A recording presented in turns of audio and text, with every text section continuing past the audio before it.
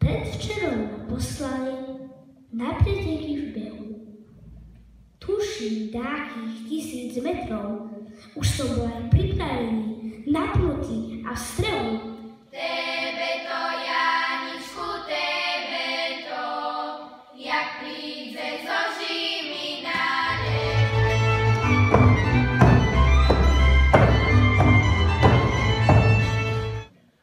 Pre naše mesto je okrem iných vážnejších vecí dôležité aj to, že nás, vy žiaci a študenti reprezentujete i mimo nášho regiónu či republiky a získavate pekné výsledky a ocenenia. Na tomto základe sme sa rozhodli každoročne pre vás organizovať toto podujatie, stretávať sa s vami, oceniť vaše mimoriadne snaženie, vaše dosiahnuté úspechy a zdá sa to takmer neuveriteľné, že sa tak deje už 17 rokov. Buďte naďalej nároční na seba, v živote nehľadajte dôvody na ospravedlnenie svojho neúspešného konania, hľadajte seba samých v práci, v štúdiu, v záľubách a v prekonávaní prekážok. Verte vo vlastné sily, nestávajte si vzdušné zámky, buďte k sebe kritickí, od seba žiadajte viac ako od ostatných. A pritom všetko myslíte aj na iných. Netlieskajte silákom, odvážnym bitkárom, nechcite sa podobať milionárom. Snažte sa o to, aby sme všetci tvorili jednu veľkú, šťastnú a spokojnú rodinu.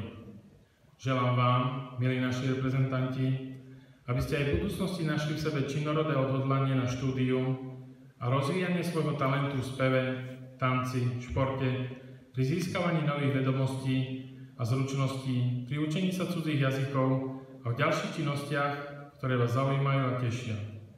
Pamätajte, že nikdy nie ste na konci cesty, preto sa prípadným neúspechom nedajte odvrátiť. Čím teda zakončiť?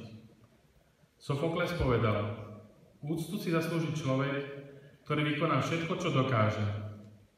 Ďakujem vám všetkým, ktorí ste nemalou mierou prispeli k úspešnej reprezentácii a šíreniu dobrého mena nášho mesta. Pri tejto slávnosti patrí poďakovanie aj riaditeľom škôl, učiteľom, trénerom a vašim rodičom, ktorí vám vytvárajú dobré podmienky pre rozvoj vášho talentu a rovnako úprimne ako my, aj oni sa tešia z vášho dosiahnutého úspechu. Na záver si odpustím poznámku. Som na vás všetkých pyšný a pridávam slova, ktoré vyjadrujú súčasnosť. Budúcnosť patrí tým, ktorí chcú byť lepší ako dnes. Patrí teda vám, milí mladí priatelia.